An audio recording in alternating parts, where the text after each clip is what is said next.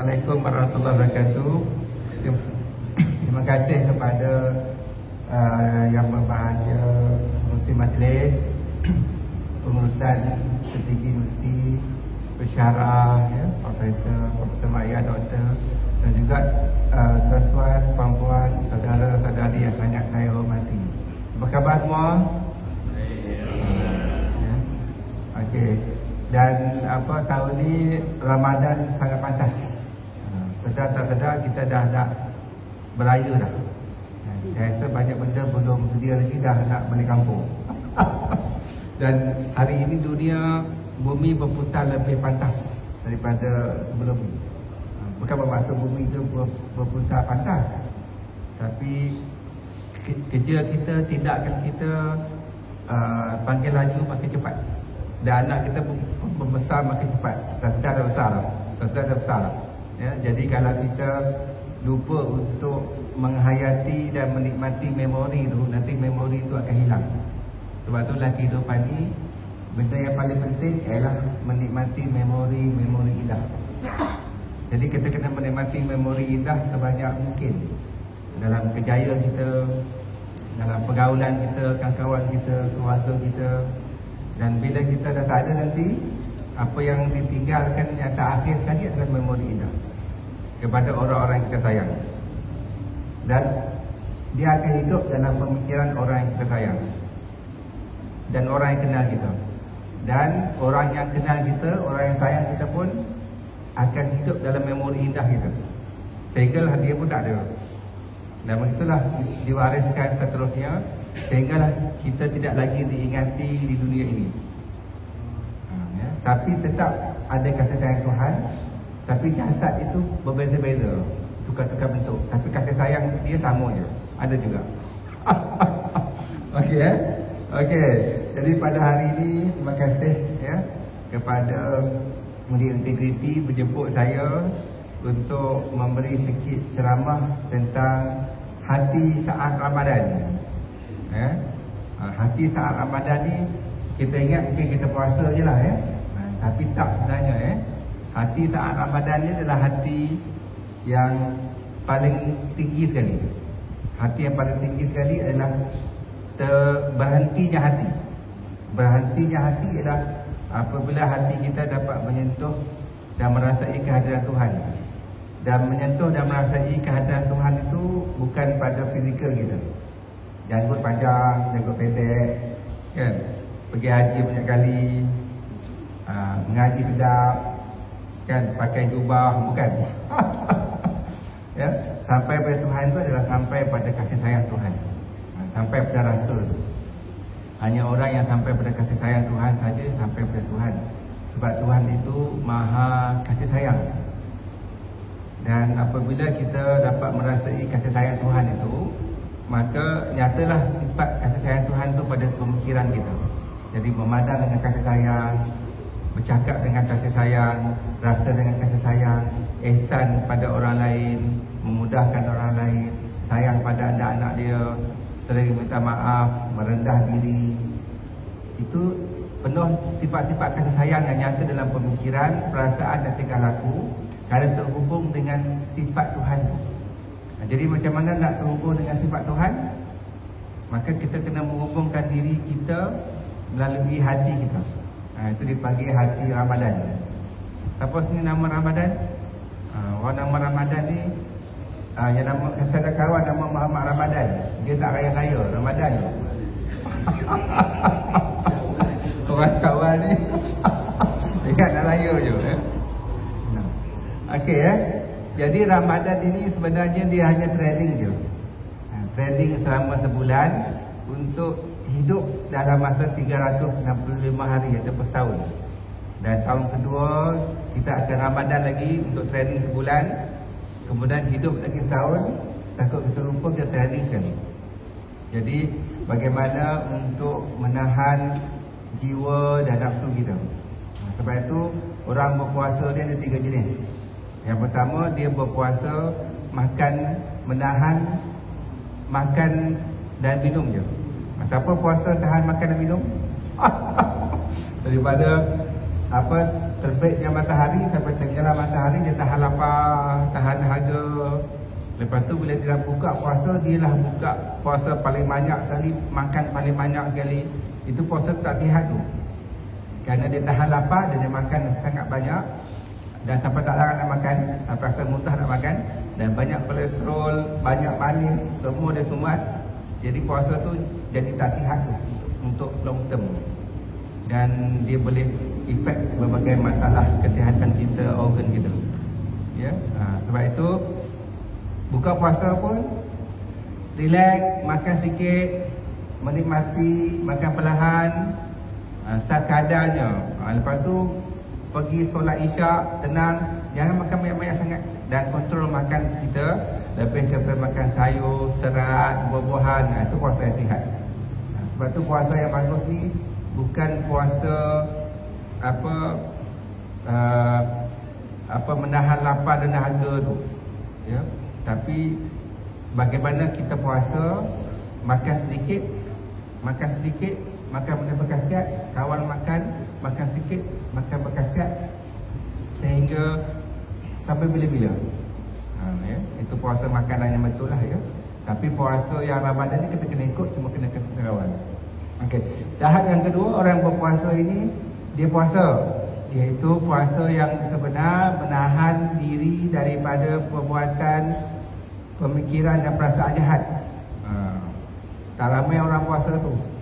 Jadi kita latih diri kita jangan hasad dengki, jangan adu domba, jangan berpuak-puak, jangan cakap kat belakang. Jadi kalau kita tahan lapar dan dahaga pun, tapi kita cakap belakang, mengumpat, adu domba, jumpa orang ni cerita buruk orang ni, cerita orang ni cerita buruk orang ni. Jadi kalau awak ada kawan awak jumpa awak cerita pasal buruk orang lain, cerita pasal awak cerita pasal buruk orang tu, cerita awak cerita pasal buruk orang tu. Itu orang yang kena berhati-hati tu. Sebab dia boleh adu domba, nanti satu pejabat, satu kampung boleh bergaduh. Sebab kalau orang baik dia takkan ceritakan keburukan orang lain dengan sewenang-wenangnya. Dan jika dia boleh ceritakan keburukan orang lain pada kita, tak mustahil dia boleh ceritakan keburukan kita pula pada orang lain. Jadi masuk telinga kanan, keluar telinga kiri lah. Jangan layan sangat. Layan sangat nanti awak masuk nak cerita tu, awak boleh bergaduh dengan orang lain. Ya, itulah macam mana kita berpuasa untuk mengawal nafsu jahat kita, mengawal keinginan kita, supaya tak ada hasad dengki. Benda yang paling buruk dalam masyarakat kita antaranya adalah hasad dengki lah. Tapi hasad dengki ni bukan saja budaya masyarakat Melayu ke Cina ke, tak, satu dunia macam tu. Semua, tak kisahlah bangsa apa, keturunan apa, semua ada hasad dengki. Cuma bagaimana mereka mengawalnya ataupun tak. Dan hasad dengki ni wujud sejak zaman Nabi Adam ni. Ya, sejak zaman Habil dan Qabil lagi, sampai berbunuh-bunuh sampai mati. Jadi orang yang hasad dengki ni, kalau orang tu dah baik, dah pulih, lepas tu Tuhan akan lahirkan pula orang lain untuk hasad dengki.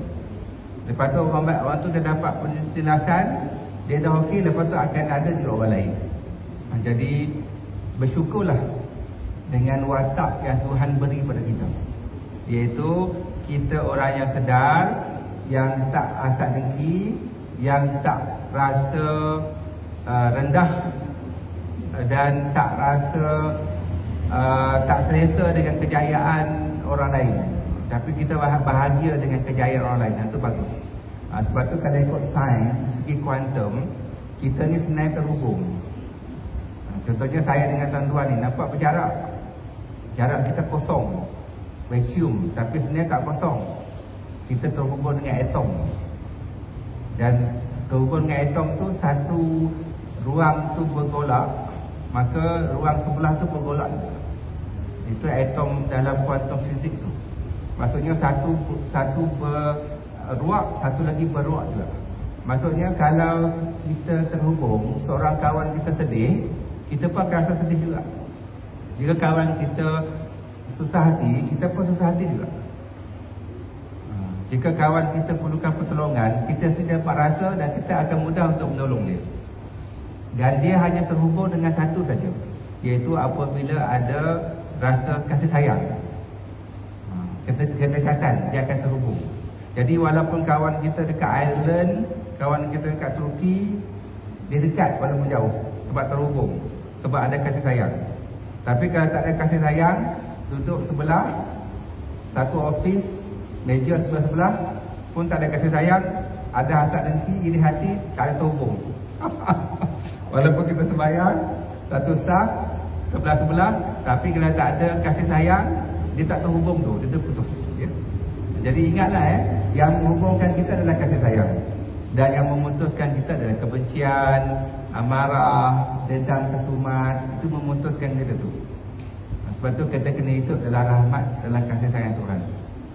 Jadi jangan susah, jangan benci orang sangatlah, ya. Kalau kita benci orang tu, kita marah orang tu, kita dendam dia, kita tak suka dia, dia tak ada apa-apa pun, dia relax je, dia okey je. Tapi kita yang makin sakit dan kita meracun diri kita. Kita tak boleh tidur malam, kita rasa gelisah, pergi mana-mana terbayang-bayang wajah dia, tangan menggeletar. Dan lama-lama kita makin sakit, kita toksik diri kita dan kita boleh meracun diri kita. Sebab tu stoplah meracun diri sendiri dengan tak suka orang tu, tak suka orang ni, marah orang tu, marah orang ni. Orang tu tak ada apa-apa, kita yang sakit. Kesian diri kita, kan? Dia makin gemuk, kita yang makin susah hati. Lama-lama boleh dapat sakit mental, anxiety, depression dan sebagainya. Saya baru dapat satu kes. Ada orang ni perempuan, dia umur 30-an, dia ada sakit mental, dia skizofrenia. Skizofrenia ni adalah satu penyakit yang dia dapat melihat benda orang tak boleh lihat, dia dengar benda orang tak boleh dengar, dia rasa, dan benda tu jadikan dia percaya, jadi delusion.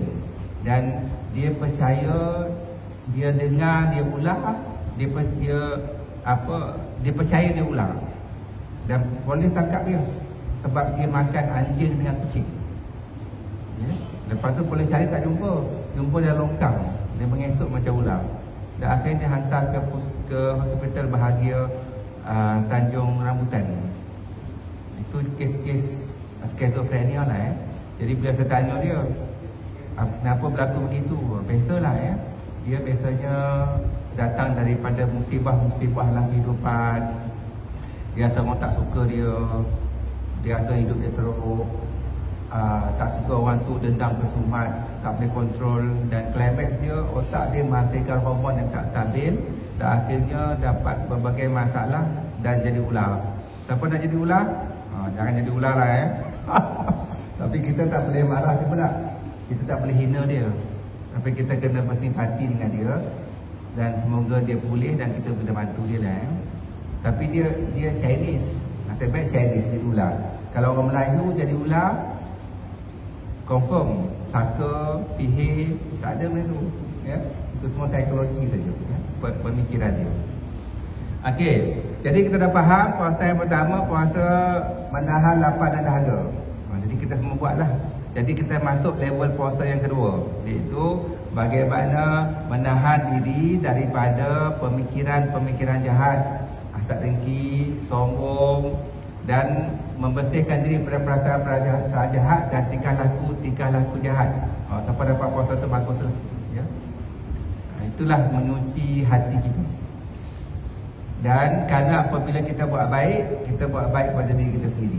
Tapi kalau kita buat jahat, kita hasad dengki, kita jatuhkan orang lain, sebenarnya tu merosakkan diri kita sendiri tu.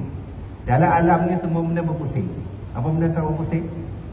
Bulan mengelilingi bumi berpusing, bumi mengelilingi matahari berpusing, matahari, bumi, bulan, sistem galaksi berpusing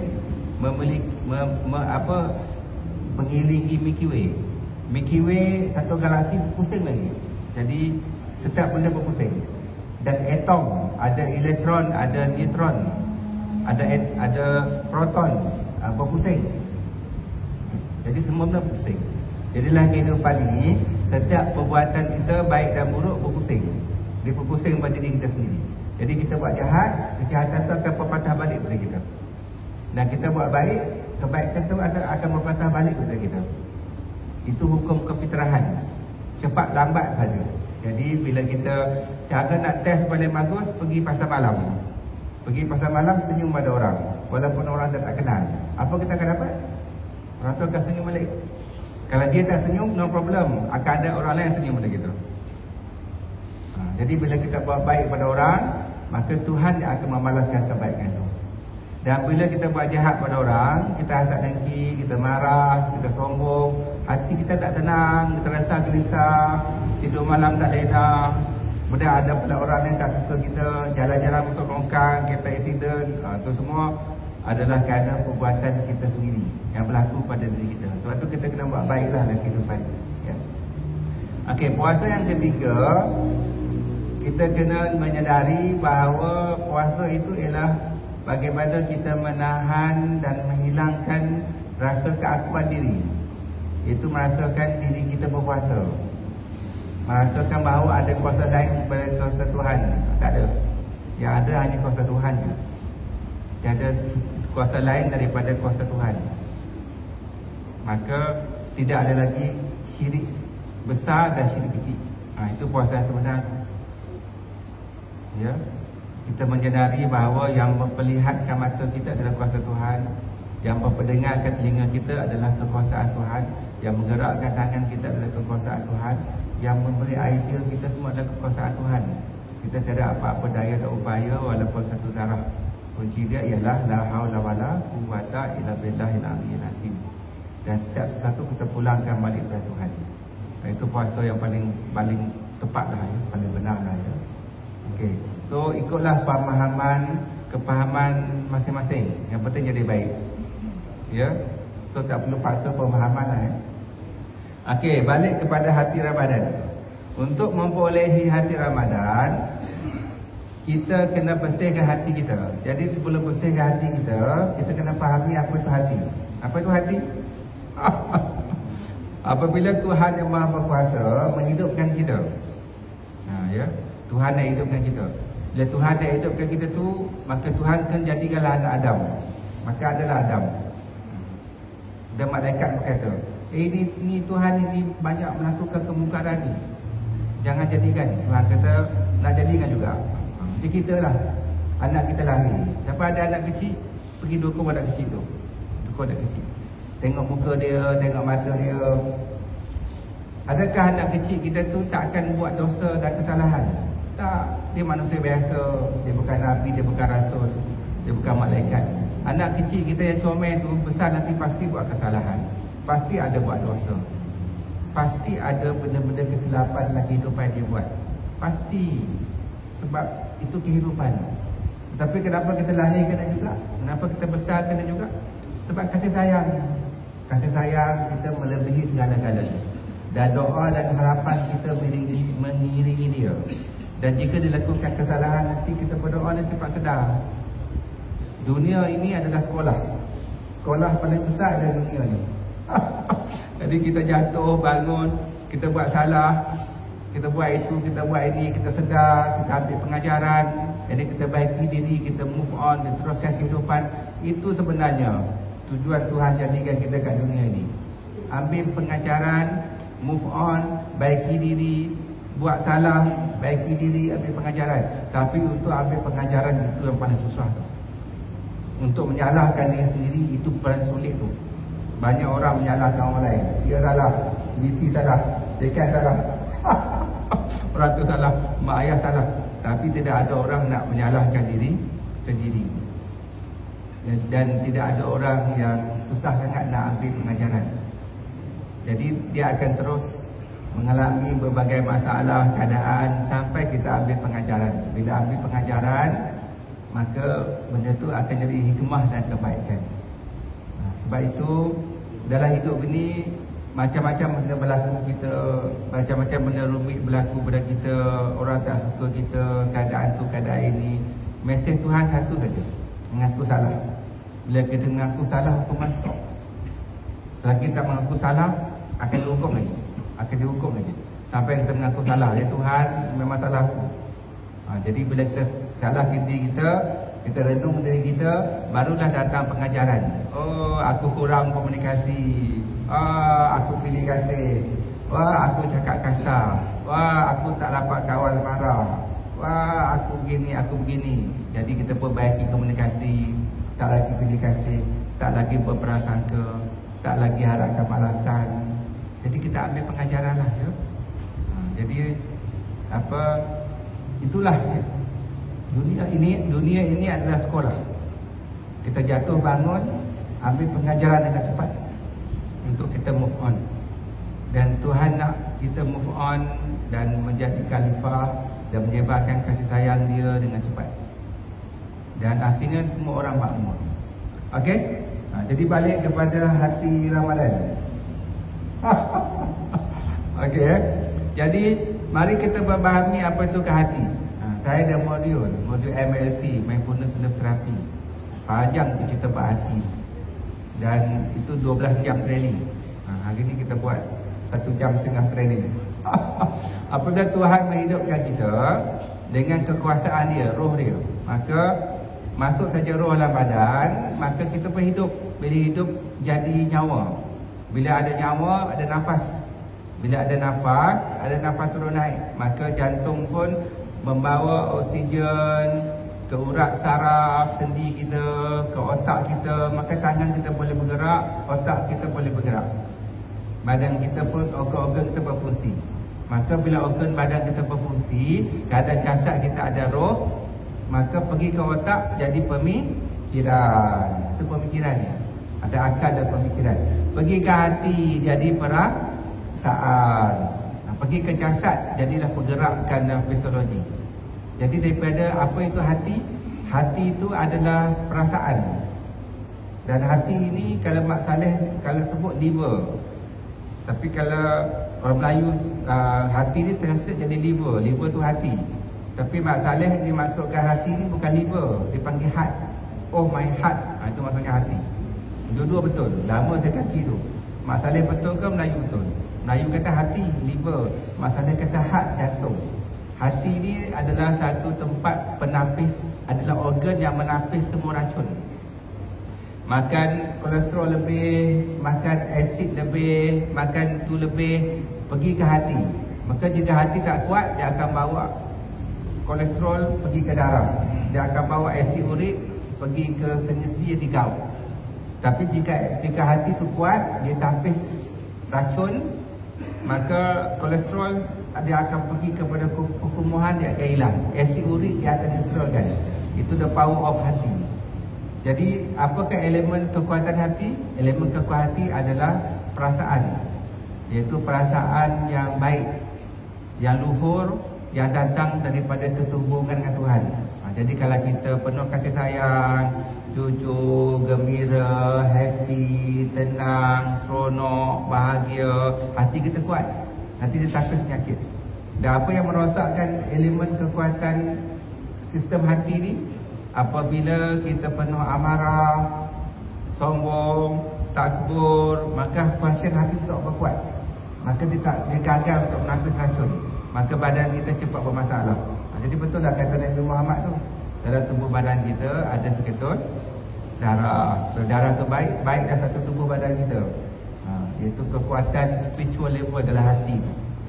Tapi apabila hati ni lemah, sebab kita banyak asap dengki, sombong, takbur, kedekut, maka hati ni dia gagal untuk proseskan, untuk kuat, untuk tapis racun, maka diri kita banyak bermasalah. Tapi kalau Mak Saleh, hati ni sebut heart.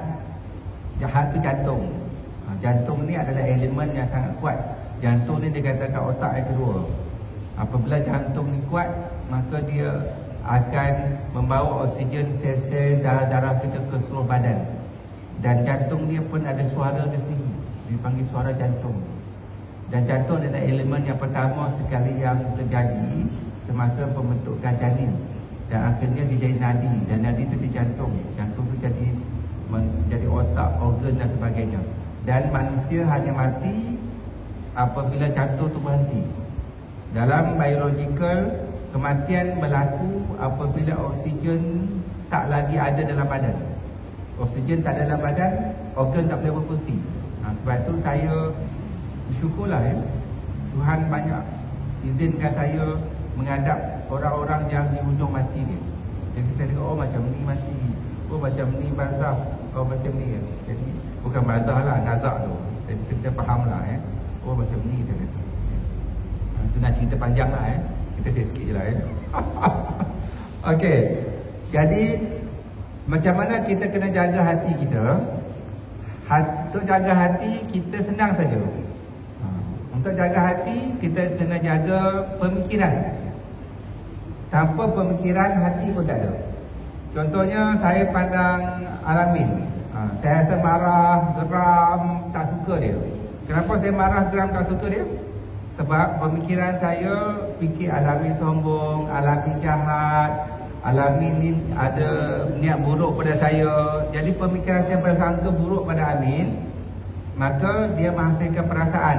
Perasaan tu hati saya pun marah, geram. Lalu dia pergi pada fisiologi, tindakan. Saya pun pergi ke Al-Amin, saya pun tumbuk dia, berbum, setampak Al-Amin. Faham? Setampak. Jadi daripada mana datangnya tumbuk dan tampak Al-Amin? Datang daripada hati yang marah, geram. Daripada mana datangnya hati yang marah dan geram? Datang daripada pemikiran yang negatif, pemikiran yang penuh prasangka, pemikiran yang mengikut hasutan iblis. Jadi kita dah faham kan? Jadi macam mana nak betulkan tingkah laku, nak betulkan perasaan? Maka kita kena betulkan pemikiran. Jadi kalau lintas saja pemikiran, Al-Amin ni jahat, prasangka buruk, oh tak betul ni. Bukan begitu. Dia pun stres, dia pun ada masalah dia sendiri, ataupun mungkin dia terkejar-kejar, ataupun mungkin dia sakit perut, ataupun mungkin dia ada masalah itu ini. Oh, saya kena bersimpati, kesian dekat dia. Jadi bila saya pandang dengan ihsan, pandang dengan kasih sayang, maka perasaan saya jadi tenang, simpati, ihsan. Maka pun saya pun pergi, saya pun jadi senyum. Saya pergi ke Al-Amin, saya pun salam dia, kosok belakang dia, bagi dia duit raya. Jadi daripada mana datangnya bagi duit raya? Datang dari perasaan yang tenang dan baik dan seronok. Daripada mana datangnya perasaan tenang, baik dan seronok? Datang daripada pemikiran yang baik. Sebab tu dalam kehidupan ini yang paling penting ialah jaga pemikiran. Nak jaga hati dan jaga pemikiran. Sama lah macam awak dengan bos awak. Awak tak suka bos awak, benci bos awak, kata bos awak pilih kasih, awak geram kat bos awak, lepas tu awak muncung kat bos awak. Jadi kenapa kita geram kat bos kita? Sebab pemikiran kita tentang bos. Jadi kita kena betulkan cara kita berfikir tentang bos. Contohnya bos marah sebab bos pun stres. Bos stres sebab orang atas tekan dia. Jadi kita kena simpati pada bos. Jadi kita pun kena bantu bos, tolong bos. Baiklah ya. Okey, jelas kan? Jadi kawal pemikiran kita. Sebab itu pemikiran ini dia ada dua. Satu pemikiran baik, satu pemikiran jahat. Pemikiran baik itu datang daripada akal yang sihat. Akal yang sihat ni kita boleh ambil pengajaran dan hikmah.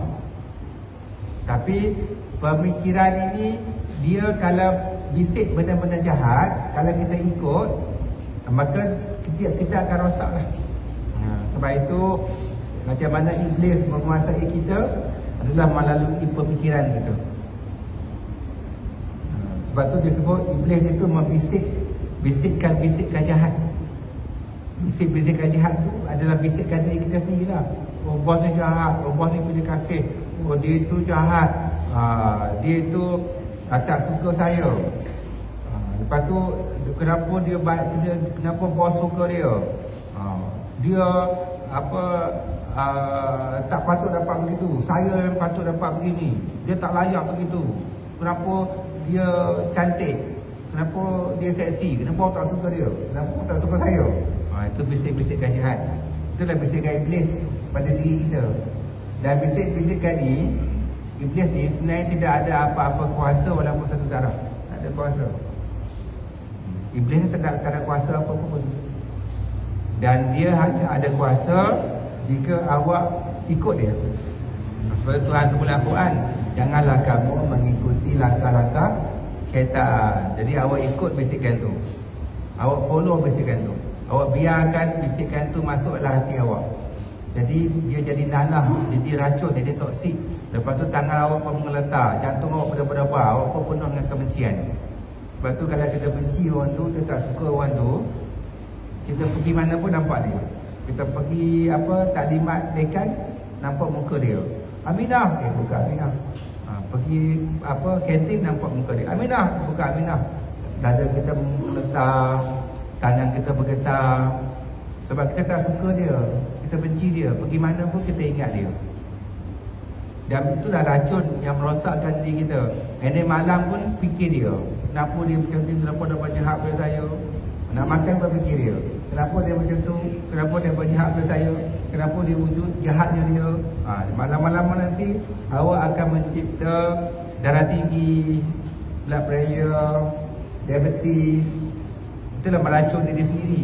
Tapi dia relax je, dia enjoy je, dia tak apa-apa masalah pun, dia bagi gemuk. Jadi membenci orang lain, memusuhi orang lain, iri hati orang lain adalah meracun diri sendiri. Jadi stoplah meracun diri sendiri, sihat diri kita. Enjoy life lah, bagi sihat-sihat lah, bagi gelak-gelak lah ya.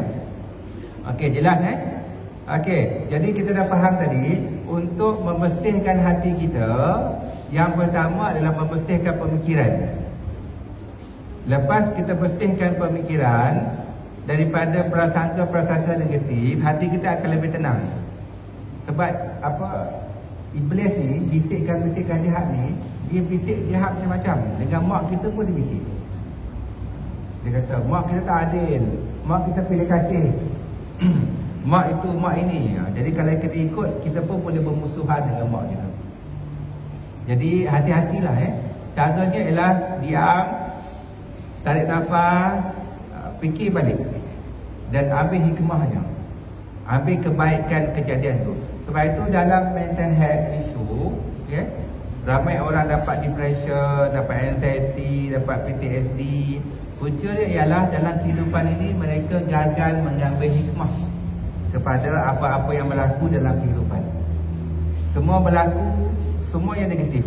Semua berlaku, semua salah orang. Semua berlaku, semuanya jadikan dia teruk. Kehidupan makin teruk, orang makin tak berguna, dia makin rasa tak bermanfaat. Lama-lama dia sakit. Sebab itu kebijaksanaan yang sebenar ialah bagaimana kita mengambil kebaikan, hikmah daripada setiap kejadian. Apabila kita bergaduh dengan kawan kita fitnah kita, maka kita sedar, kita kena ambil pengajaran. Apa pengajaran dia? Yang pertama, saya kena pandai ambil hati. Yang kedua, saya kena belajar komunikasi. Yang ketiga, saya jangan pilih kasih. Yang keempat, saya jangan fikir lebih-lebih, fikir sekadar mampu. Yang kelima, dan bila kita ambil yang keenam, saya kena belajar untuk berendah diri, memohon maaf. Jadi kita belajar tu jadi baik, jadi tough, jadi lebih kuat, dan kita lebih bersedia untuk menghadapi apa-apa saja keadaan, tekanan di masa akan datang. Tapi kalau kita tak ambil pengajaran, yang pertama kita tak salahkan diri kita, tak lihat diri kita, terlihat orang lain. Dia tak suka saya, dia jahat, dia iblis, itu memang benci saya. Jadi bila kita lihat begitu, kita tak akan membaiki diri kita, dan kita tak ambil pengajaran. Bila tak baiki diri kita akan makin teruk, skill komunikasi kita akan makin teruk, dan konflik krisis akan semakin mendalam, dan pemusuhan akan semakin banyak, dan lama-lama kita pun akan lemas dan tenggelam dalam masalah kita sendiri. Sebab itu kunci dia adalah relax dan tenang. Dalam relax dan tenang itu adalah penyelesaian. Sebab itu apa-apa masalah yang berlaku pada kita, apa-apa tekanan yang berlaku, yang pertama kita kena relax dan tenang. Bila kita relax, nafas kita normal. Bila nafas kita normal, udara masuk dengan stabil, pergi ke otak kita boleh fikir dengan jernih, idea kita tenang. Tapi bila kita tak relax, nafas kita huru-hara, jantung kita berdebar, idea kita tak bagus, maka kita selalu buat kesalahan dalam tindakan dan percakapan. Sebab itu kekuatan yang sebenar kita bukan waktu kita paling kuat, bukan waktu kita paling marah, bukan waktu kita paling puasa, tak. Kekuatan kita yang paling benar ialah apabila kita tenang. Sebab itu mengurus kemarahan, bagaimana tenang dalam keadaan stres, tenang dalam keadaan tertekan, itu yang paling bagus. Dan orang yang tenang itulah paling dekat dengan Tuhan. Kerana Tuhan itu sifat dia adalah maha tenang, dan Tuhan mencetuskan ketenangan. Sebab itu dalam agama, kita nak mati nanti pun Tuhan seru pada jiwa yang tenang. Wahai jiwa-jiwa mutmainah, wahai jiwa-jiwa yang tenang, kembalilah ke pangkuanku dalam keadaan redha lagi diredai. Maksud nak mati pun Tuhan nak panggil hati jiwa yang tenang. Jadi mulai hari ini, saat ini kita akan latih jiwa kita tenang. Marah pun tenang, stres pun tenang, tak ada duit pun tenang, tak tahu raya nak balik kampung mana pun tenang. Jadi bila tenang nanti datang dipanggil ilham murni. Ilham murni itu adalah ilham daripada hati murni, akal yang jernih. Masa tu kita follow dan kita akan dapat jalan penyelesaian. Okey, jelas kan? Okey, jadi kita dah faham tadi bagaimana untuk bersihkan hati adalah bersihkan pemikiran. Bersihkan pemikiran ialah kita kena belajar ilmu-ilmu kesedaran yang memberi makna baru dalam kehidupan. Sebab tu dalam psikologi disebut antara benda yang paling hebat dalam hidup ini ialah menjumpai makna-makna baru dalam kehidupan. Dipanggil the meaning of life, hakikat sesuatu perkara ataupun falsafah. Maka kita berasa, wah bestnya, sel-sel otak kita pun bercantum, berkembang, dan badan kita sihat, kita rasa seronok. Jadi jumpai, cari dan berfikir makna-makna baru dalam kehidupan. Dan akhirnya makna itu menjadi satu nilai, value. Dan value itu dah menjadi tindakan, perbuatan yang baik pada hidup kita. Itulah dipanggil membebaskan diri kita daripada kebodohan. Sebab tu pada masa akan datang, peperangan takkan lagi berlaku besar-besaran. Kerana manusia semakin moden dan semakin menghargai kehidupan. Tetapi peperangan berlaku antara orang yang bodoh dengan orang yang cerdik lain. Sebab tu tugas kita adalah membasmi kebodohan. Okey, jelas kan? Okey, balik kepada hati adalah hati saat Ramadan. Okey, kita dah faham tadi, untuk bersihkan hati kita kena bersihkan pemikiran. Untuk membersihkan pemikiran kita, kita kena belajar untuk bersangka baik. Kita kena belajar untuk mencari hikmah kebaikan dalam kehidupan. Jadi bila kita fikir macam tu, hati kita pun tenang. Hati kita tenang jadi baik, tingkah laku kita jadi baik. Ada orang kata, oh nak bersihkan hati kita kena berzikir.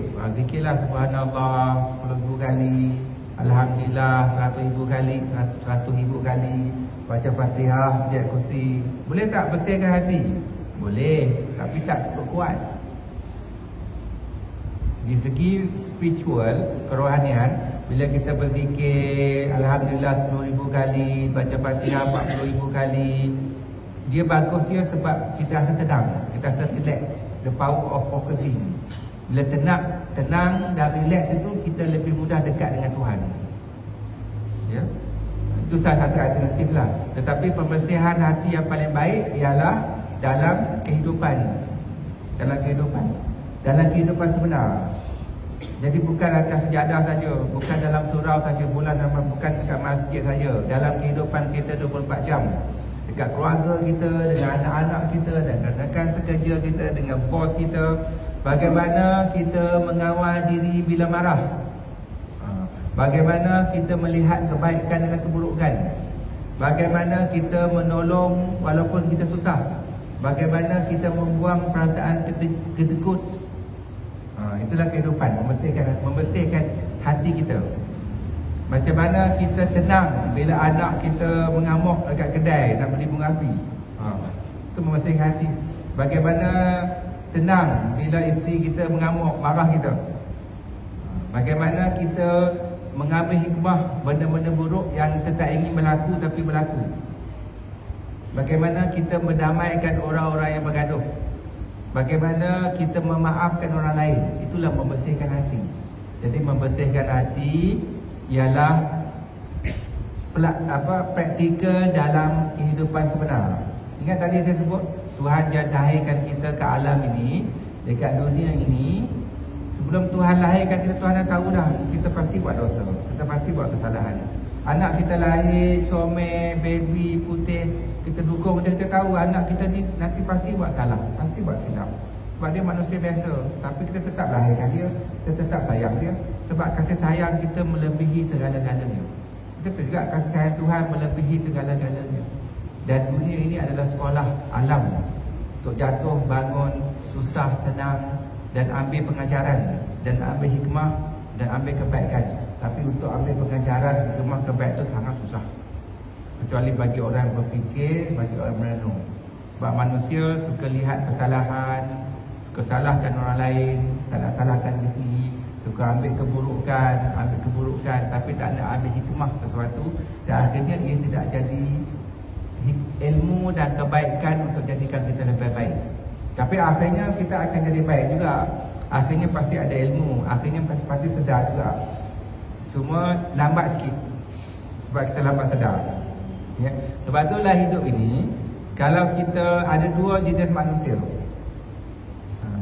Yang pertama, orang yang mengintai Tuhan melalui pintu Tuhan ini maha membalas, Tuhan ini maha menghukum, mencampakkan kita ke neraka kalau kita buat salah, mencari dosa kita, satu rambut terkeluar dapat masuk neraka, dibakar, masuk siksa kubur, ditanya oleh malaikat, pergi itu, pergi ini, kiamat, goncang. Jadi kalau kita mengintai Tuhan melalui pintu hukuman, pintu azab, maka hidup kita akan penuh dengan ketakutan. Dan kesan psikologikal, kita akan jadi orang yang keras. Kita suka judge orang, kita rasa kita betul, dan kita kurang kasih sayang tu. Bagaimana persepsi kita kepada Tuhan mempengaruhi personaliti kita, dan bagaimana personaliti kita mempengaruhi hubungan kita dengan orang lain. Boleh juga, tak salah, tapi kita jadi keras lah. Jadi kita ambil yang kedua. Orang yang kedua, mereka mengintai Tuhan melalui pintu rahmat dan kurniaan yang tak putus-putus. Dan mereka sentiasa mensyukuri melihat rahmat, anugerah Tuhan yang tak putus-putus. Dan akhirnya mereka hiduplah penuh kasih sayang, penuh kesyukuran, dan jiwa dia lembut, dan dia lebih menghargai kehidupan, menghargai orang lain, jadi pemaaf, dan lebih seronok, dan lebih nikmat, dan penuh kasih sayang. Dan orang pun akan dapat rasai kasih sayang. Jadi please-lah, ya, kita dah sampai level dewasa ni, kita kena hidup mengintai Tuhan dengan pintu rahmat dan kasih sayang. Sebab setengah orang tu, dia cakap je hukuman, cakap je seksa, cakap saja itu semua kan. Itu semua, ya betul, bye bye. Jadi berlalu sajalah, kita ambil kasih sayang dia lah, ya. Sebab saya sebut tadi, sifat Tuhan yang paling besar sekali, yang paling utama adalah kasih sayang. Sebab itu kalau kita mengaji nama Tuhan, semua sebenar nama Tuhan. Nama Tuhan yang pertama apa? Dia panggil Allah kan. Tapi Allah tu bukan sifat. Allah tu nama panggilan bagi zat. Siapa yang menamakan dia Allah? Dia sendiri menamakan dia Allah. Dia sebut akulah Allah, Allah Maha Besar. Sebab kan tak sebut nama dia Allah, tak sebut nama dia apa kan? Jadi Tuhan sendiri menamakan diri dia Allah dalam Al-Quran. Ini sifat Tuhan yang pertama apa? Jadi kita pun belajarlah Asmaul Husna. Ya Allah, Ya Rahman, Ya Rahim, Ya Malik. Ya Allah, Ya Rahman, Ya Rahim, Ya Malik. Ya Kudus, Ya Salam, Ya Mu'min. Jadi kita dah faham, ya. Jadi sifat nama Tuhan Allah. Sifat Tuhan yang pertama adalah Ar-Rahman, Maha kasih sayang. Sifat yang kedua adalah Ar-Rahim, Maha pengasih, Maha penyayang. Dengan Ar-Rahman, Ar-Rahim tadi, barulah Tuhan mentadbir, barulah Tuhan membina, barulah wujud Maha sempurna, barulah wujud Maha pemaaf, barulah wujud Maha cantik, Maha indah, Maha pengampun. Jadi dia punya kunci dia apa? Kasih sayang. So, itu sifat Tuhan sebenar-benarnya. dia seolah-olah bunga. Bunga tu dia ada kelopak tengah. Dan setiap dalam tengah tu dia ada kelopak-kelopak dia. Kelopak-kelopak itu adalah pemaaf, tenang, memudahkan, maha sempurna, maha cantik. Datang daripada mana? Datang daripada titik kasih sayang. Jadi bila titik kasih sayang baru wujud pemaaf, baru titik berjumpa kasih sayang baru wujud memudahkan. Kalau tak jumpa titik kasih sayang tak ada. Sebab tu kunci ni adalah kasih sayang. Sebab tu dalam diri kita ada satu titik. Apabila titik itu malap, titik itu padam, titik itu pudar, seluruh kehidupan kita malap, pudar, rasa tak bahagia, tak sempurna. Tapi apabila titik itu menyala, bercahaya, bersinar, seluruh hidup kita ceria, bahagia, tenang, seronok. Jadi apakah titik itu? Titik itu adalah love, kasih sayang, adalah Ar-Rahman Ar-Rahim. Sebab tu kita kena jumpai kasih sayang. Kita kena duduk kasih sayang.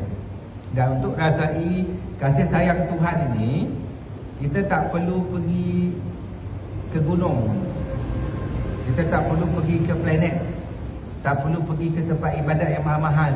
Tapi kalau ada duit, pergilah, kan? Tapi kalau semua orang nak rasa kasih sayang Tuhan, pergi ke tempat mahal-mahal je, tak adalah Tuhan tu. Pada si kaya dan si miskin, tak ramai orang boleh pergi, kan?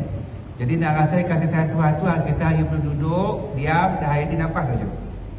Tak nafas, lepaskan. Tak nafas, lepaskan. Dan rasai tangan kita, rasai kaki kita, rasai jantung kita. Rasai bahawa yang menghidupkan kita adalah Tuhan, yang memperlihatkan kita adalah Tuhan, yang menghidupkan jantung kita adalah Tuhan. Maka rasailah kasih sayang Tuhan. Maka tersedarlah kita satu benda. Apa tuan-tuan? Dalam hidup ini sebenarnya, kalau kajian saya lah, saya boleh sebut dalam hidup ni sebenarnya 99% apa yang kita dapat bukan sebab doa kita atas sejadah, bukan. Apa yang kita dapat bukan sebab doa kita kat masjid, kat surau, bukan. Jadi dalam hidup ni 99% apa yang kita dapat adalah kurniaan. Kurniaan ni maksudnya benda yang kita tak pernah mohon tapi Tuhan beri. Benda yang kita tak minta tapi dia beri anugerah. Sebab Tuhan tu maha memberi, maha anugerah, maha kasih sayang, maha baik. Jadi bila kita dah faham tu, hidup ni sebenarnya bukan lagi bab meminta-minta. Hidup ni adalah bab merasai, menikmati, mensyukuri, berterima kasih dan berbuat baik. Contohnya apa?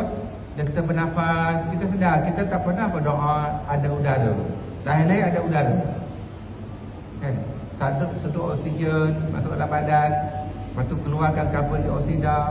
Karbon dioksida diambil oleh pokok, pokok pula keluarkan oksigen. Kita ambil oksigen, kita keluarkan karbon dioksida, pokok ambil karbon dioksida, dia bagi kita oksigen. Oh, rupanya kita dengan pokok ni kawan, sahabat baik. Jadi bersahabat baiklah dengan alam, berdamailah dengan alam. Jadi kita sedar pula jantung kita berdegup dan tak pernah minta cuti. Dan kita tak pernah berdoa, wahai Tuhan, degupkanlah jantungku, wahai Tuhan, tumbuhkanlah rambut, wahai Tuhan, panjangkanlah kuku, wahai Tuhan, fashionkanlah hati, wahai Tuhan, keluarkanlah asid ke perut. Tak ada. Jadi kita tersedar satu benda, dalam hidup ini sebenarnya 99% apa yang kita dapat adalah kurniaan, anugerah daripada Tuhan yang maha kasih sayang. Sebab dia maha kasih sayang, dia maha tahu, dia maha mengurus. Tuhan tahulah apa yang kita perlukan. Jadi macam jantung, kita tak pernah berdoa jantung kita berdegup, jantung kita berdegup. Dan jantung kita berdegup, dia hantar oksigen ke sel-sel, urat saraf otak kita, jadi pemikiran pergi ke hati, pergi ke sendi kita boleh bergerak. Dan kita tak pernah berdoa bila kita nak makan, kita tengok saya makanan, kita pegang makanan, otak kita dah keluarkan enzim yang sesuai dengan makanan, kita masukkan makanan dalam mulut. Kita tak pernah berdoa gigi kita kunyah dengan sendirinya. Dan kita tak pernah berdoa kerongkong kita terbuka dengan sendirinya. Dan kita tak pernah berdoa telan makanan tertelan dengan sendirinya masuk ke perut. Kita tak pernah berdoa perut keluarkan asid untuk proses, perut keluarkan asid untuk proses dengan sendirinya. Sampai dekat perut tahu pula dia proses, hasilkan makanan, zat, vitamin, pergi ke tulang, pergi ke kulit. Lepas tu letak yang lain tu pergi ke air kencing, bagi jadi apa najis dan sebagainya, keluar dari perkumuhan. Kita tak pernah berdoa, tapi Tuhan beri. Sebab tu Tuhan tu maha baik, Tuhan maha mengurus, Tuhan maha kasih sayang. Tuhan tahu apa yang perlu pada kita.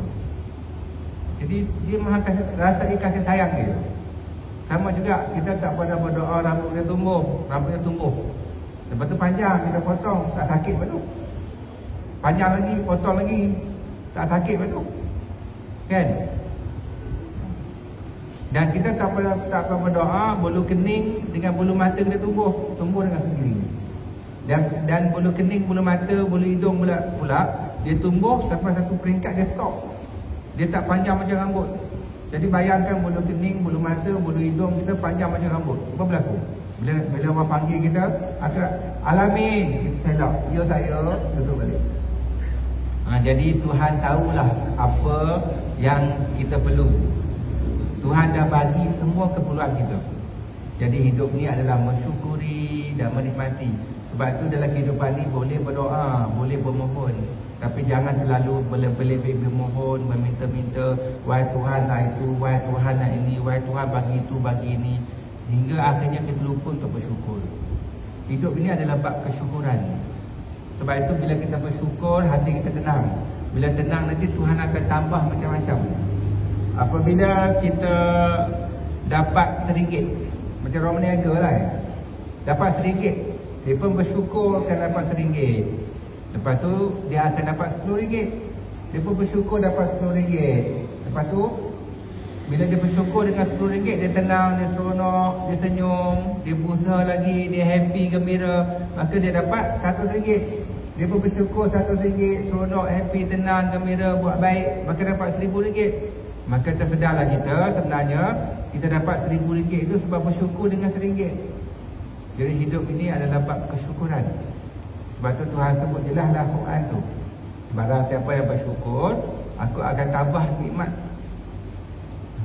nikmatku, nikmat Tuhan. Dan barang siapa yang tidak bersyukur, sesungguhnya azabku amat pedih. Bukan Tuhan beri azab tu, kita yang mengazab diri kita sendiri. Bila kita tak bersyukur, kita rasa rendah diri, kita berasa murung, kita rasa marah, pergi jumpa anak pun pukul-pukul anak, cakap dengan isteri pun kasar-kasar, dengan kawan-kawan pun kurang semangat, lemah, donglai, akhirnya kita sakit, tak sihat, prestasi kita jatuh. Itu semua sebab tak bersyukur. Kita makin teruk, kita makin rosak. RM100 tinggal jadi RM50, RM50 tinggal jadi RM1. RM1 tinggal jadi 10 sen.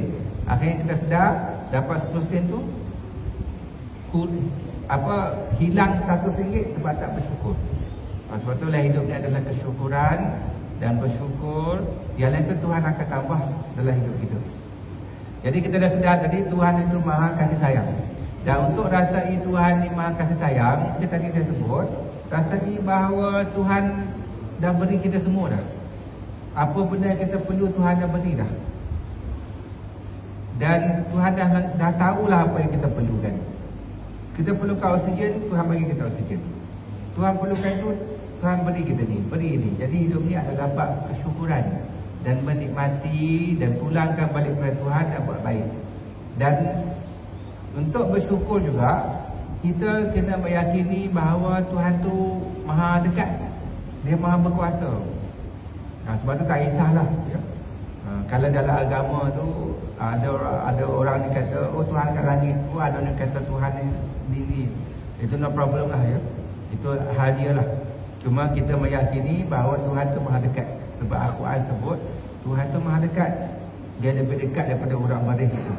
Dia memakbulkan permintaan kita. Jadi apabila kita mengangkat tangan, bahawa yang mengangkat tangan adalah kekuasaan Tuhan. Bila kita melihat, yang melihat itu adalah kekuasaan Tuhan.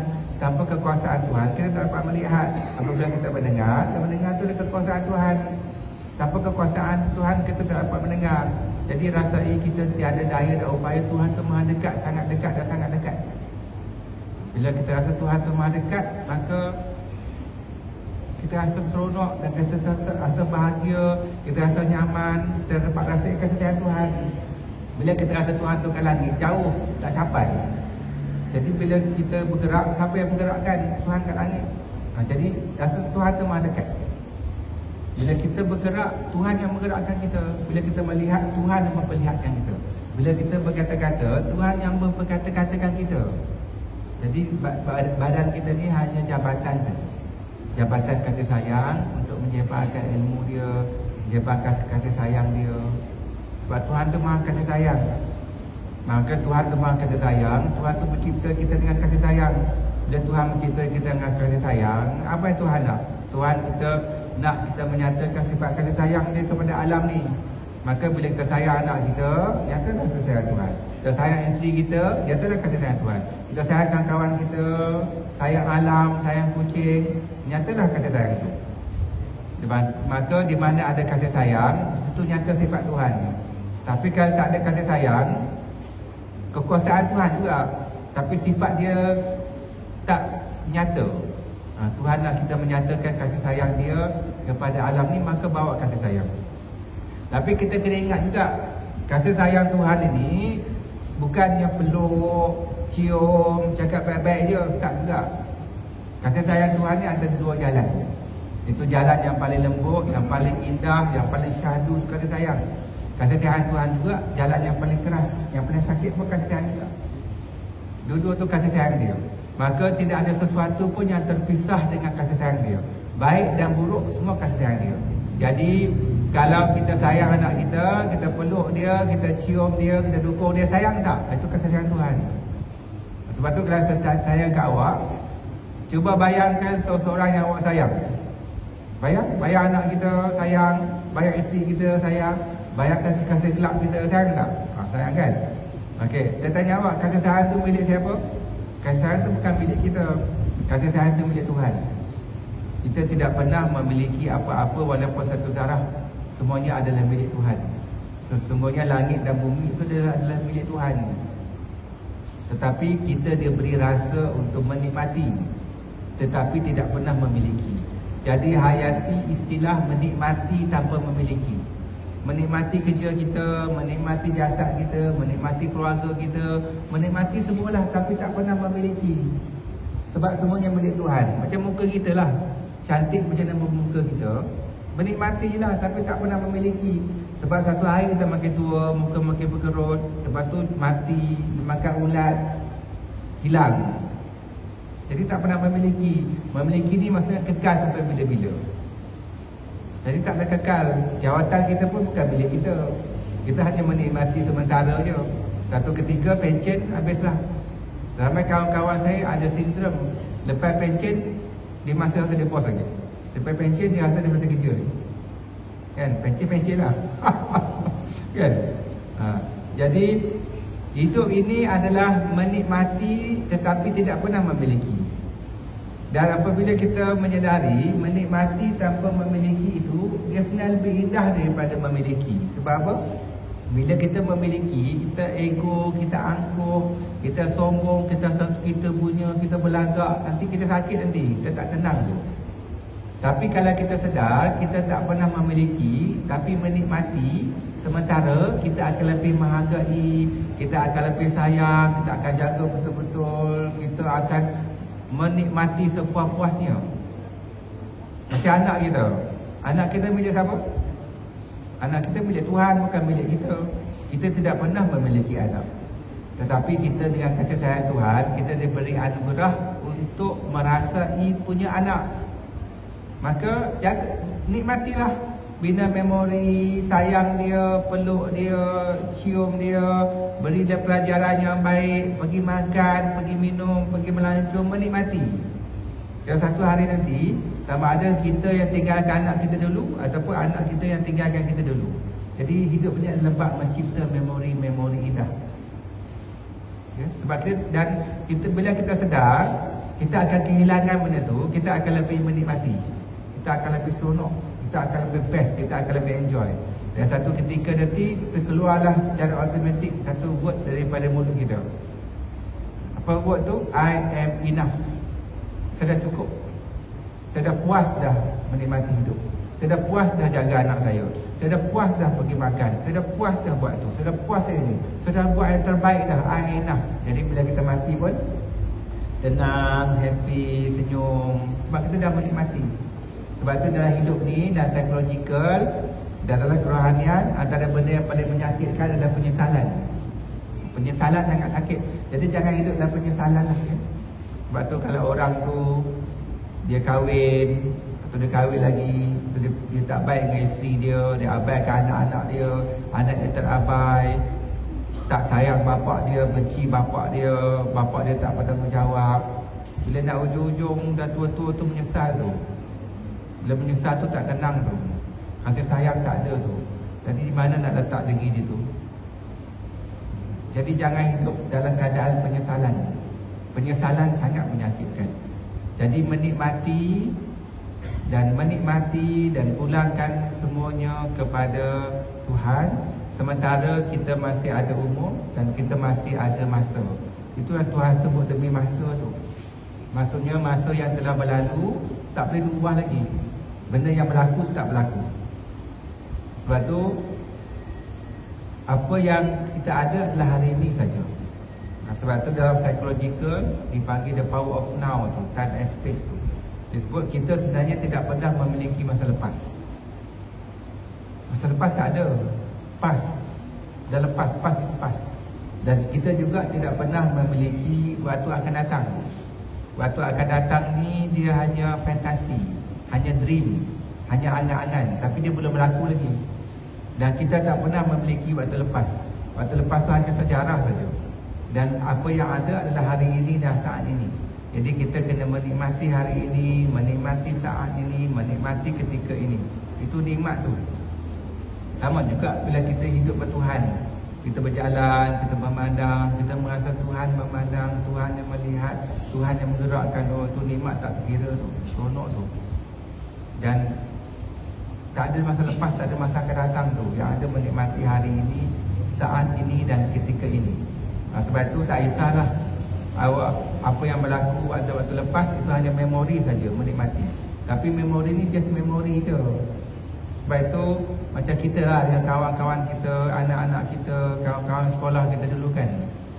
Duduk sekolah rapat, kan mesti kan. Tapi bila sekarang tak apa rapat. Kenapa tak apa rapat? Sebab kita tak ada memori-memori baru. Kita hanya mengenang memori-memori lama. Jadi tugas kita adalah mencipta memori. Macam anak awak lah, memanglah awak sayang dia, awak peluk dia waktu kecil, awak dukung dia, awak pergi berjalan, pergi museum, pergi zoo negara. Tapi itu memori waktu kecil. Lama dia makin renggang, makin jauh kan? Sebab tak ada memori baru. Jadi kena cipta memori baru. Dah besar pun belajar pergi zoo, pergi makan, pergi melancong, pergi Korea, main salji, main bola. Jadi hubungan tu makin rapat dan makin rapat kerana wujud memori-memori baru yang menjegalkan ingatan-ingatan baru. Sebab tu buat baiklah dalam kehidupan ni, ya. Okey, jadi kita jelaskan. Okey, sebab itu dalam kehidupan ini kita kena buat baik. Sebab apa kita buat baik? Sebab kita dah faham Tuhan tu Maha Kasih Sayang, Tuhan tu Maha Baik, dan Tuhan telah buat baik pada kita. Dan Tuhan telah hidup. Dan benda yang paling besar, anugerah yang paling besar dalam kehidupan ini adalah kita lahir ke dunia ini. Kita dapat lahir ke dunia ini paling best lah. Paling nikmat lah kita lahir ke dunia ini. Paling bersyukur lah, paling berterima kasih lah kita dapat lahir ke dunia ini. Jadi saya tanya awak, dekat mana kita kalau kita tak lahir kat dunia ni? Kalau kita tak lahir kat dunia ni, kita di alam Tuhan, di alam roh. Maka kita tak ada jasad. Bila tak ada jasad, roh tak ada kat jasad kita, maka kita tak ada perasaan, tak ada pemikiran, tak ada rasa, tak ada memori, tak ada pengalaman, kosong, tak ada apa-apa, rugilah. Maka bila tak lahir ke dunia ini, anak tidak boleh menyayangi bapa, bapa tak boleh menyayangi isteri, isteri tak boleh menyayangi anak-anak, kita tak boleh peluk, kita tak boleh cium, kita tak boleh pergi melancong, kita tak boleh bekerja, kita tak boleh berkhidmat, kita tak boleh capai KPI, kita tak boleh penuhi LMPT, kita tak boleh main belon, main air terjun, dan kita tidak boleh meniup lilin untuk sambut happy birthday. Seronok tak? Tak seronok. Tak dapat merasai nikmatnya kopi. Jadi bersyukurlah kita lahir. Sebab kita lahir ke dunia ini, maka kita dapat rasai nikmatnya hidup, nikmatnya kasih sayang, nikmatnya ada anak, nikmatnya minum kopi, nikmatnya sambut birthday, nikmatnya bekerja, nikmatnya berkhidmat. Bestnya tak ada kata bestnya tu. Bila kita tak lahir, kita tak dapat semua tu. Jadi bersyukurlah kita lahir, seronoklah kita lahir, berterima kasihlah kita lahir. Jadi anugerah yang terbesar yang Tuhan beri kepada kita adalah dilahirkan ke dunia ini. Itu dah cukup besar dah anugerah Tuhan tu. Dah tak terbalas dah dengan apa-apa amal ibadat, apa-apa kebaikan kita. Jadi bila dah sedar. Tapi kalau awak kata banyak klien saya lah yang mental health, yang depression, anxiety, PTSD kan. Alangkah seronoknya saya tak lahir. Bila saya tak lahir, saya tak ada anxiety. Alangkah seronoknya tak lahir. Kalau tak lahir, kalau lahir susah, tak ada kerja, kena marah kan, hidup susah, tak ada duit. Kalau awak kata begitu, itu bukan masalah Tuhan, itu masalah awak. Itu masalah awak. Sebab awak gagal untuk melihat kasih sayang. Awak gagal untuk melihat silaturahim, hikmah, kebaikan dalam kehidupan.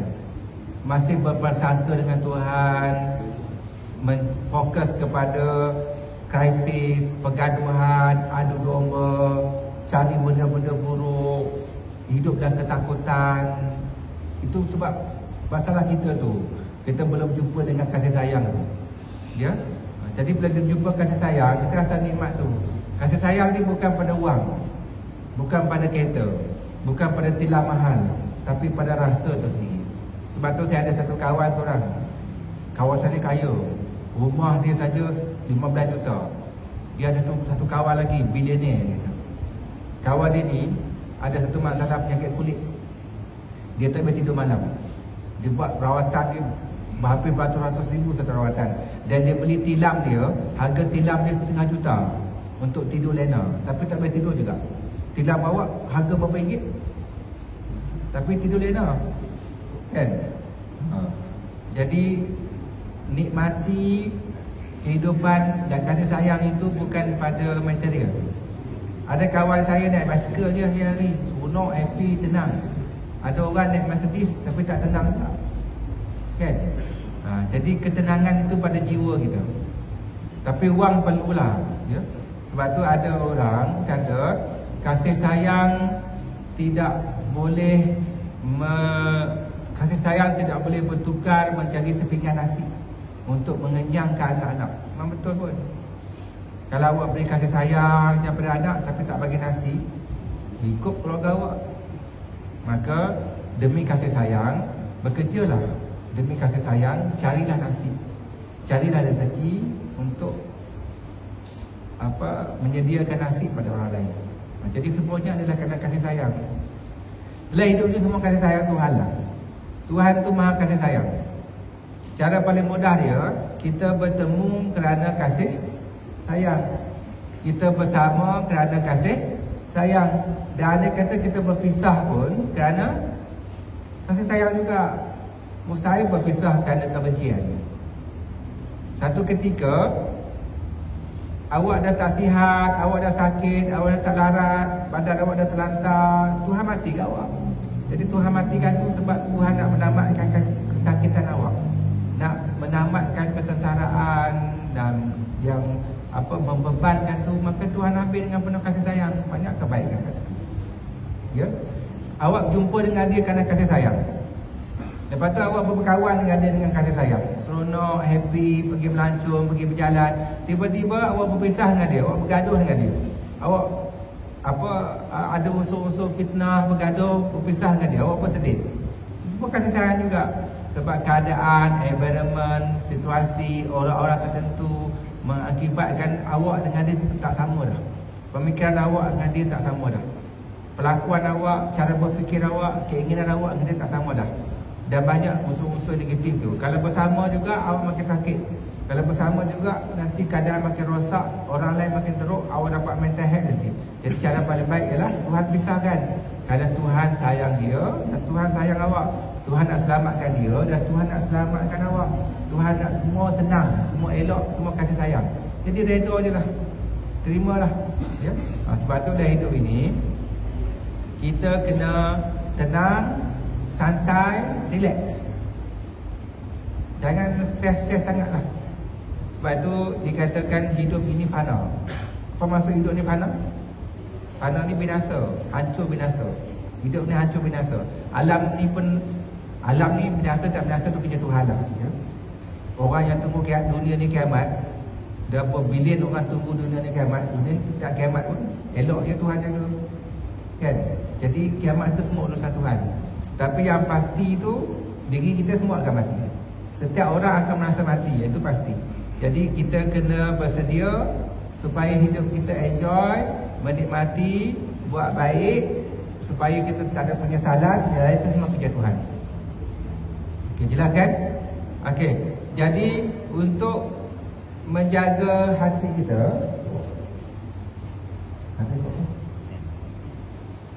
jadi di podcast ni.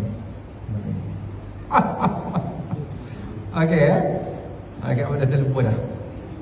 Okey, jadi jelas Jadi hidup ni fana, maksudnya semua benda akan binasa. Semua benda akan, jadi jasad kita akan hancur binasa. Keluarga kita pun akan hancur binasa. Maksudnya bukan keluarga kita hancur, kita akan tinggalkan benda tu. Kegembiraan kita pun akan kita tinggalkan hancur binasa. Keseronokan kita pun akan tinggalkan hancur binasa. Termasuk konflik kita, dendam kita, kesumat kita, traumatik kita, PTSD kita, anxiety kita, kebimbangan kita pun semua akan hancur binasa. Satu pun kekal. Jadi hidup ni jangan terlalu serius, jangan terlalu takut sangatlah. Benda tu semua hanya sementara saja.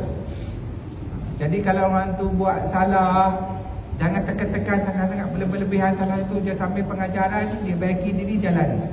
Kalau benda tu orang tak suka awak, orang ni marah awak, pengalaman awak buruk, dia santai, bersahaja, teruskan kehidupan. Selagi benda tu baik, tenang, teruskan. Jangan layan berlebih-lebihan, jangan marah berlebih-lebihan, jangan melekat berlebih-lebihan. Sebab semua tu hanya sekejap je, sementara je. Sebab kalau kita buat berlebih-lebihan, kita terlekat berlebih-lebihan, nanti kita sakit, kita tak tenteram dan kita rugi. Sebab tu yang mana baik, jalan je lah. Yang mana benda yang elok, kita sokong lah. Ya, janganlah bermusuh-musuhan, sekat sana, sekat sini, marah sana, marah sini, umpat sana, umpat sini. Semua tu fana. Kadang nanti kita dipermainkan. Sebab itu dunia ini permainan. Akhwan sebut dunia ini permainan. Masuk dunia ini permainan ialah kita kena bermain. Kita kena seronok, kita kena enjoy. Macam budak-budak main tu, seronok tak? Enjoy, main, best. Dan jangan dipermainkan. Sebab kita sedar, oh ini permainan. Kita kena enjoy, kita kena main, kita kena seronok, kita kena berpeluh. Tapi jangan biar diri kita dipermainkan. Sebab dunia ini hanya fana saja. Ya? Tapi kena menikmati. Menikmati dalam kehidupan kita, menikmati diri kita, menikmati keluarga kita. Baru hidup ni seronok, baru banyak memori-memori indah. Dan barulah kita tidak ada penyesalan. Ya? Okey, jadi kita dah faham tadi bahawa bagaimana untuk jaga hati kita. Hati kita adalah perasaan. Perasaan ini sama ada liver ataupun jantung, tak kisahlah. Tapi sebenarnya hati ini satu state, satu rasa. Rasa inilah yang mendekatkan diri kita dengan Tuhan.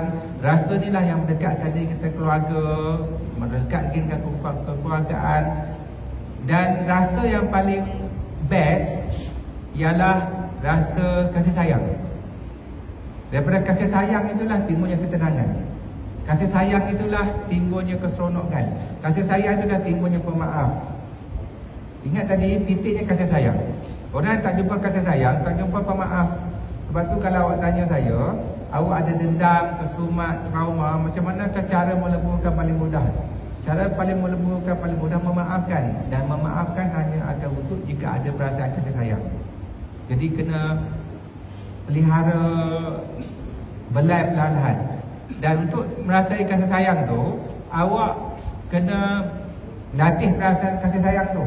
Untuk latih perasaan kasih sayang tu, please jangan tunggu orang sayang awak. Jangan tunggu kenapa dia tak sayang saya, kenapa dia benci saya, kenapa tak suka saya, kenapa tak sayang saya. Tak. Kita kena melatih perasaan kasih sayang tu dengan memberi. Maka kita kena belajar untuk menyayangi orang lain. Sayangi anak kita, sayangi keluarga kita, sayangi isteri kita, sayangi orang itu, kerjaya kita. Sebab tu hidup ini, tajuk cerita kita adalah love story. Tajuk cerita kita adalah love. Cerita kita adalah kasih sayang. Dan siapa yang tak jumpai kasih sayang tu, sayang lah tu, rugi tu. Tak jumpai nikmat hidup tu, sayangnya, ruginya. Hidup penuh dengan kemarahan, kebencian, dendam, kesumat, tak suka saya, tak suka ni, rugi tu. Tajuk cerita kita kasih sayang. Hidup ni tentang kasih sayang. Jadi kita kena belajar untuk menyayangi.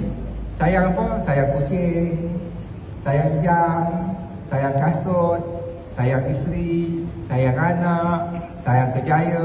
Ada kawan saya sayang sport rim, sayang sport rim. Jatuhlah dalam kasih sayang. Nikmat, tak kisahlah sayang apa pun, seronok. Sebab tajuk kita adalah kasih sayang.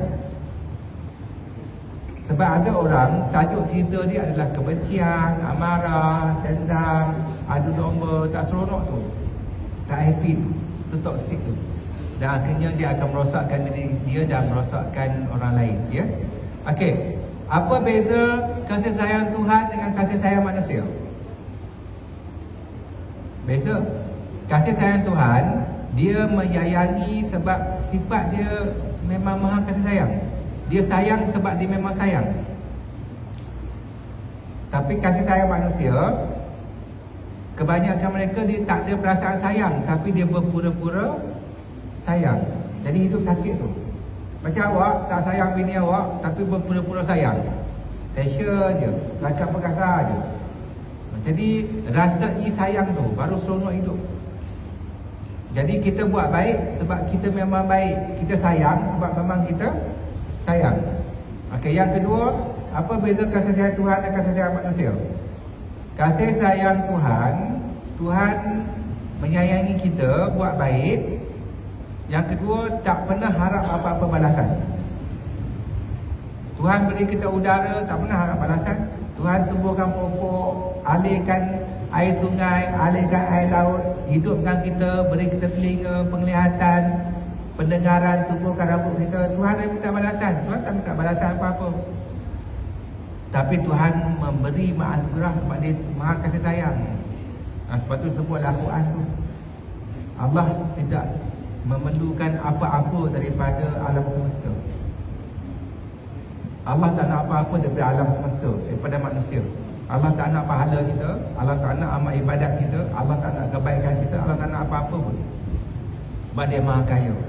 Kalau Allah masih berkehendak pahala kita, Allah masih berkehendak itu, berkehendak ini daripada kita, dia tak maha kaya tu.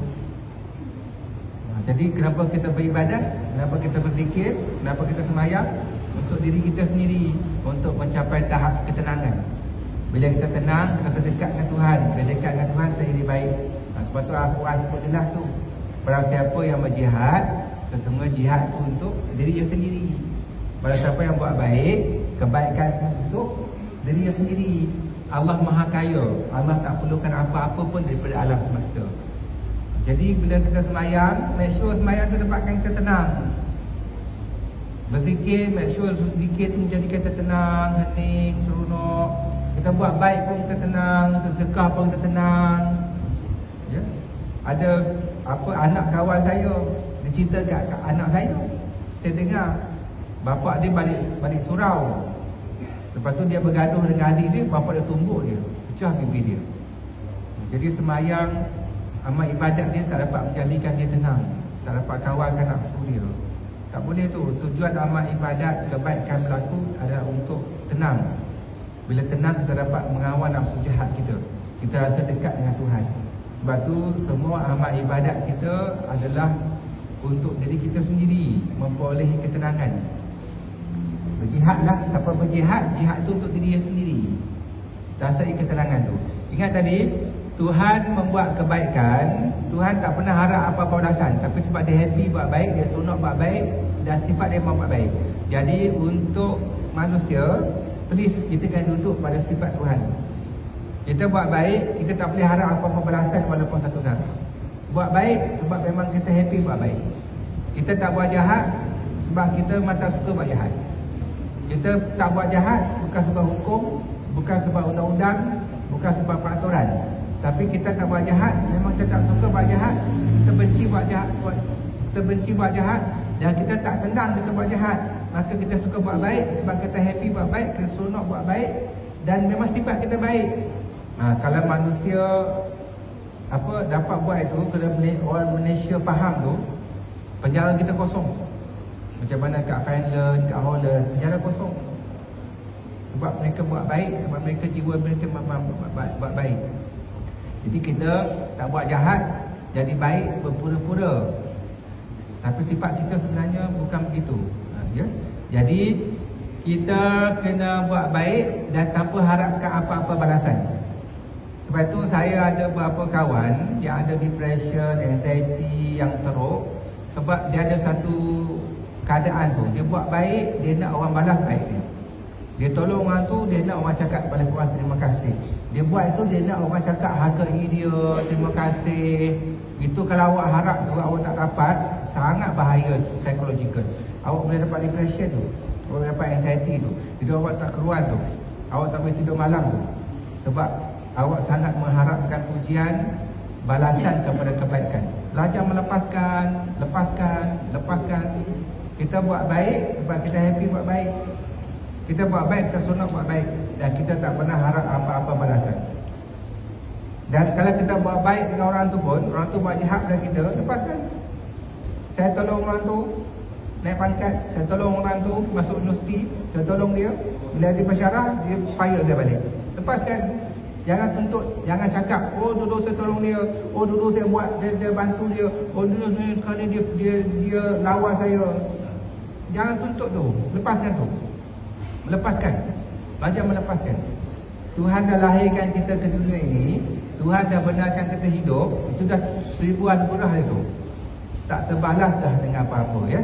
Jadi kalau awak dapat duduk pada keadaan itu dah dibagi makam pemberi. Kita buat baik sebab kita masuk ke buat baik, dan kita buat baik sebab tak harap apa-apa balasan. Tetapi hukum alam tetap mengatakan bahawa setiap perbuatan baik, balasannya baik. Tuhan sebut dalam Al-Quran, tidak ada pembalasan, tidak ada perbuatan baik melainkan balasan baik. Semua balasan, semua perkara baik akan dibalas baik. Semua benda berpusing, bulan berpusing, bumi berpusing, tetapi bukan pada orang tu. Contohnya saya buat baik dengan Alamin, saya tak pernah harap balasan daripada Alamin walaupun satu saraf. Saya buat baik dengan Alamin, Alamin buat jahat pada saya, I don't care, tapi saya suka buat baik. Jadi kalau kita harap pada Alamin juga kita sakit nanti. Tapi apa yang memalas dia? Memalas itu adalah Tuhan. Macam mana Tuhan memalas? Itu kerja Tuhan, lepaskan, jangan fikir. Dan balasan pada Tuhan pun tetap tuntut. Kita tak harap apa balasan, sebab Tuhan dah lahirkan kita ke dunia ni benda cukup besar. Malu nak minta apa-apa balasan lagi. Ya? Jadi macam Tuhan memalas, kita naik kereta, naik accident, tak jadi accident. Anak kita sakit, sihat. Ya? Kemudian kita nak minta pangkat, cepat orang sokong. Kemudian anak kita pergi sekolah, belajar, duduk teresa. Anak kita pun dapat kawan dengan orang baik. Lepas tu kahwin baik, dapat anak pun sihat, jodoh dia pun baik. Itulah cara Tuhan membalas. Awak nak apa lagi? Jadi sebaik pembalasan daripada Tuhan, bukan daripada Alamin. Jadi jangan harap pembalasan pada makhluk, biarlah Tuhan membalasnya. Macam mana bentuk balasan tu, itu kerja Tuhan. Dan nak tuntut, nak minta balasan pada Tuhan pun kita malu. Sebab Tuhan dah beri kita berbagai anugerah. Jadi bila kita dah faham Tuhan tu maha baik, Tuhan dah beri macam-macam kat kita, jadi kita kena buat baik kepada makhluknya untuk membalas kebaikan Tuhan. Maka kita buat baik dengan diri kita, buat baik dengan orang lain.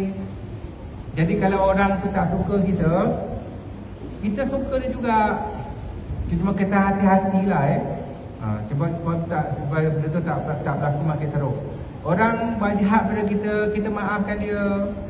Orang bermusuh pada kita, kita tak bermusuh dan buat jahat pada dia. Sebab apa kita buat begitu? Sebab Tuhan dah buat baik pada kita. Tuhan, orang bermusuh dengan kita, macam mana kita nak bermusuh dengan dia?